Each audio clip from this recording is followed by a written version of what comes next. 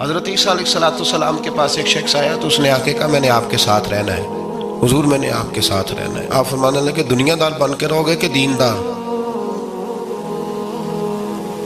کہنے لگا جی میں دیندار بن کے رہوں گا۔ فرمانے لگے دنیا کی طلب نہ کرنا ورنہ میری صحبت میں نہیں رہ سکو۔ حضرت عیسیٰ علیہ السلام نے شادی نہیں کی، مکان ہی نہیں بنایا، ایک تکیہ، ایک پیالہ، ایک کمبل، جہاں رات ہوتی وہیں سو جاتے۔ ایک دن ایک شخص کو دیکھا کہ وہ نا ڈھلان بنی ہوئی تھی، پتھر کی پہاڑ تھوڑی سی ڈھلان بنی ہوئی تھی تو نیچے لیٹا ہوا ہے۔ آپ نے کمبل بھی صدقہ کر دیا، کہنے لگے آج کے بعد جہاں ڈھلان بنے گی وہاں سو جائیں گے، کمبل کی ضرورت ہی کوئی نہیں۔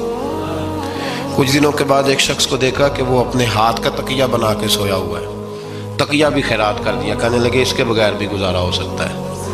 کچھ دنوں کے بعد دیکھا کہ ایک آدمی چلو میں پانی پی رہا ہے، پیالہ بھی اللہ کے راستے میں دے دیا، کہنے لگے چل جائے گا کام اس کے بغیر۔ پر میں دنیا دار بن کے نہ آنا، کہنے لگا نہیں صاحب میں دیندار بن کے آؤں گا۔ جناب عیسیٰ علیہ السلام نے رکھ لیا۔ آپ پہلے دن ہی کہنے لگے چل آجا روٹی کھا لے۔ 3 روٹیاں منگائیں، اس کو ساتھ بٹھایا، فرمانے لگے میں تو ایک کھاؤں گا، تو کتنی کھائے گا؟ کہنے لگا جی میں بھی ایک ہی کھاؤں گا۔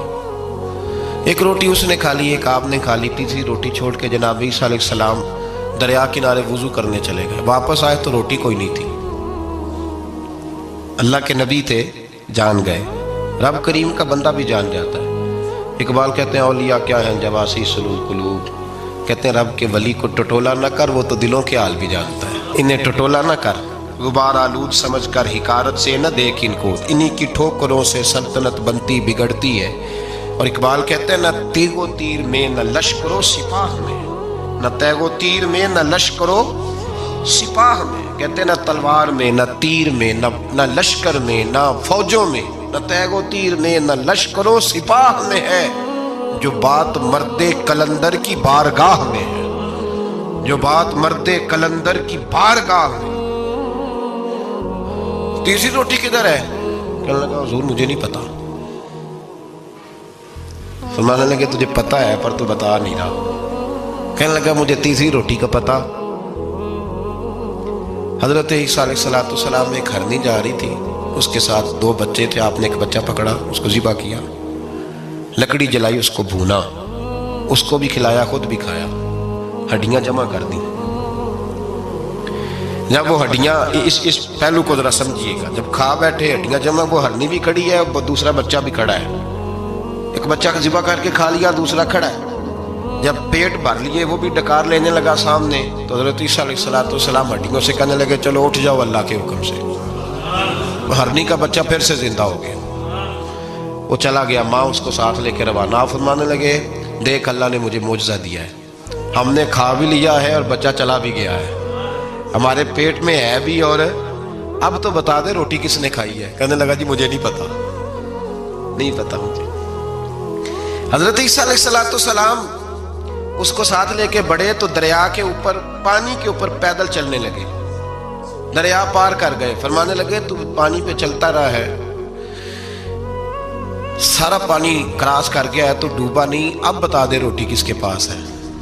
کہنے لگا نہیں پتا، مجھے پتا۔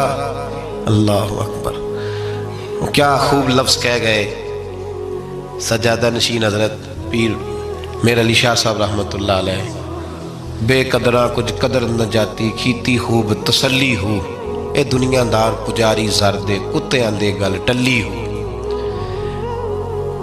سارا دریا اتنا بڑا دیکھتے ہیں لوگ جو آتے ہیں نا درویشوں کے پاس، بڑے رنگ دیکھتے ہیں پر بدلتے نہیں، رنگ بڑے دیکھتے ہیں پر اپنے آپ کو تبدیل، او 5 فقیروں کسے نہیں مارے آئے ہوئی چور اندر دا ہو، دیکھتے بڑا کچھ ہے بدلتے نہیں۔ نہ بدلا، حضرت عیسیٰ کہنے لگے منوا کے میں بھی چھوڑوں گا، تو مانے گا۔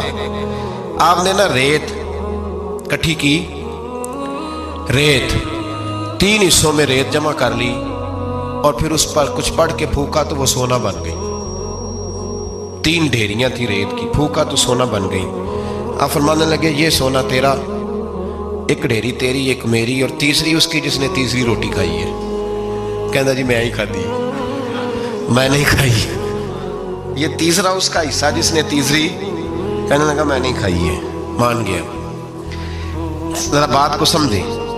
پانی پہ پیدل چلا ہے پر مانا دنیا دار ہے نا، مانا نہیں. ہرنی کا بچہ زندہ ہوتا دیکھا ہے پر مانا دنیا قابو آنے لگی ہے تو مان گیا ہے. کہنے لگا جی میں نہیں کھائی ہے. فرمایا او بھلے مانس، تجھے کہا تھا دنیا داری نہ کرنا، تجھے جناب عیسیٰ کی صحبت ملے گی، پر تو ایک روٹی پہ رہ گیا یار. کہاں دنیا دار پجاری زرد دے کتیاں دے گل ٹلی، کہاں رہ گیا؟